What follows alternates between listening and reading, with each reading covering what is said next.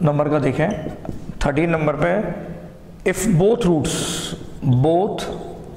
Roots लाई इन 1 से लेके 2 interval, अगर दोनों रूट 1 से लेके 2 के बीच में लाई करते हैं तो एक पॉसिबिलिटी ऐसे कि अल्फा बीटा 1 2, और एक पॉसिबिलिटी ऐसे कि अल्फा बीटा 1 और 2, दोनों रूट 1 से लेके 2 के बीच में लाई कर रहे हैं।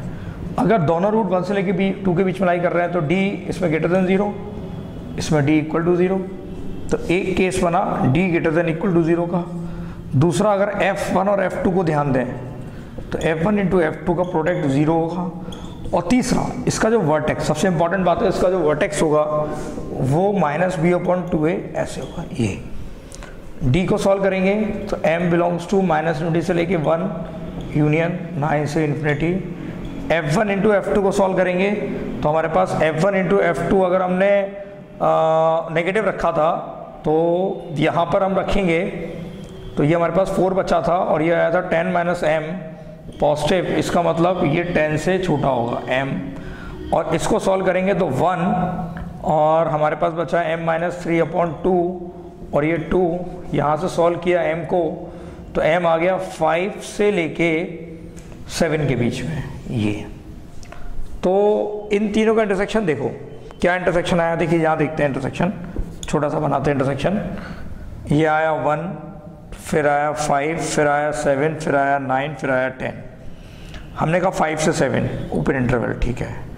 फिर आया 9 से इन्फिनिटी ये, फिर आया 1 से इन्फिनिटी ये, फिर हमारे पास आया 10 से m छोटा, तीनों में कुछ कॉमन नहीं है तो m बिलोंग्स टू 5। इसका मतलब कि अगर दोनों रूट 1 से लेकर 2 के बीच में लाई करेंगे तो ऐसा कोई केस ही नहीं बन पा रहा है, यानी m बिलोंग्स टू 5 है।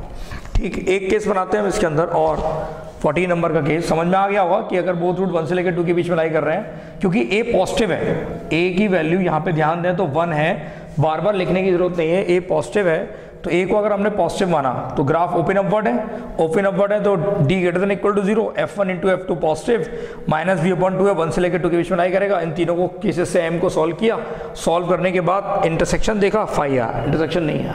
नाउ केस नंबर 14 देखें, केस नंबर 14 देखें, हमारे पास 14 है मेरे पास कि एटलीस्ट, अगर शब्द लग गया एटलीस्ट 1 रूट लाई बिटवीन 1 से लेके 2। अगर एक रूट, कम से कम एक रूट, दो पॉसिबिलिटी है इसके अंदर, हो सकता है बोथ रूट लाई बिटवीन 1 से लेके 2 या only one root lie between 1 से लेके 2। तो इसका आंसर तो 5 आया था, अभी सॉल्व किया, और इसका आंसर आया था बिलोंग्स टू 10 से लेके इन्फिनिटी। तो अब इन दोनों का अगर हम यूनियन देखें तो क्या आएगा, m बिलोंग्स टू 10 से लेके infinity.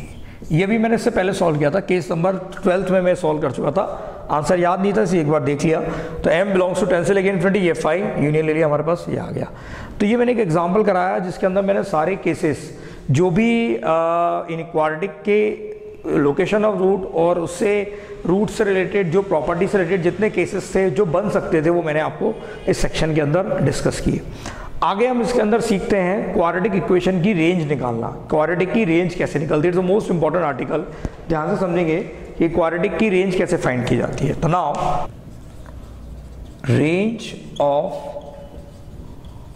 Quadratic expression, quadratic expression की रेंज फाइंड करना। देखो y equal to ax² plus bx plus c quadratic मानी, अगर इसका a पॉजिटिव होता है तो 3 पॉसिबिलिटी हो सकती है, ऐसे या ऐसे। इसमें ये जो पैराबोला है वो इन्फिनिटी तक जा रहे हैं, छोटे से नहीं है, इन्फिनिटी तक पैराबोला जा रहे हैं। देखें तो अब इसका जो वर्टेक्स होगा वो होगा -b/2a माइनस का d/4a, इसमें -b/2a, 0 -b/2a माइनस का d/4a। आप ध्यान से देखें तो y की मिनिमम वैल्यू इसमें कितनी है, माइनस डी अपॉन 4a, किस पर, at x equal to minus b upon 2a पर। और y की मैक्सिमम वैल्यू कितनी है इस केस के अंदर, y की maximum value tends to infinity है। तो रेंज क्या हो गई, y बिलोंग्स टू क्या हो गया इस केस में, माइनस डी अपॉन 4a से लेके इन्फिनिटी। इसका एक एग्जांपल करते हैं, देखें। जैसे मैंने कहा y equal to x square minus का 5x प्लस 6, मैंने कहा ऐसा y बिलोंग्स टू क्या होगा, तो y बिलोंग्स टू माइनस का d अपॉन 4a से लेके इन्फिनिटी। तो यानी कि y बिलोंग्स टू माइनस का d अपॉन 4a, निकालना minus d upon 4a, 25 minus का 24 1, यानी कि माइनस 1 अपॉन 4 से लेके इन्फिनिटी, ये इसकी रेंज आ गई। ठीक, तो क्वाड्रेटिक एक्सप्रेशन की रेंज का मतलब समझ में आया कि क्वाड्रेटिक एक्सप्रेशन में जो y है वो मिनिमम से मैक्सिमम कितना हो सकता है, ये इसकी रेंज कहलाती है।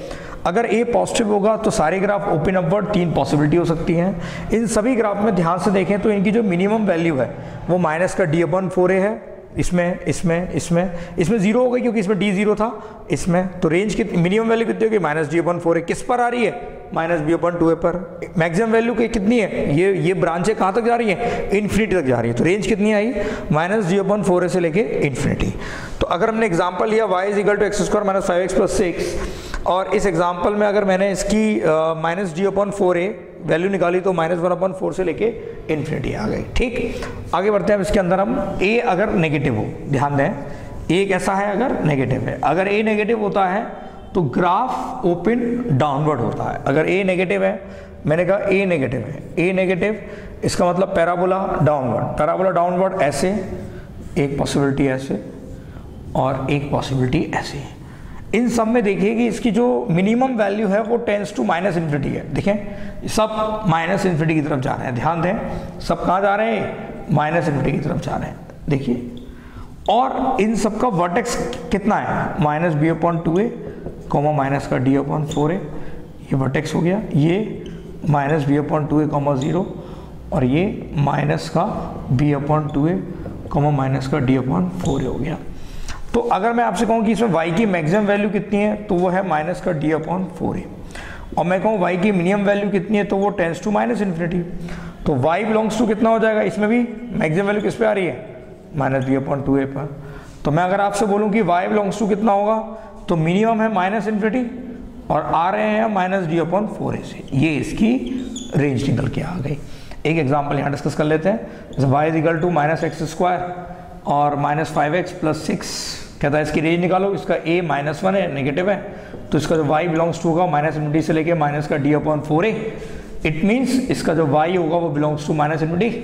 d की वैल्यू निकालो, 25 और प्लस 24 तो 49 अपॉन 4 हो जाएगी। तो ये इसकी रेंज निकल के आ गई। ठीक, तो ये समझ में आ गया कि रेंज हम किसी क्वाड्रेटिक एक्सप्रेशन की कैसे निकालते हैं, क्वाड्रेटिक एक्सप्रेशन की रेंज कैसे निकाली जाती है मैंने बता दिया। एक बार ए पॉजिटिव ले लो, एक बार ए नेगेटिव ले लो, दोनों केसेस को सॉल्व करो, क्वेश्चन सॉल्व हो जाएगा।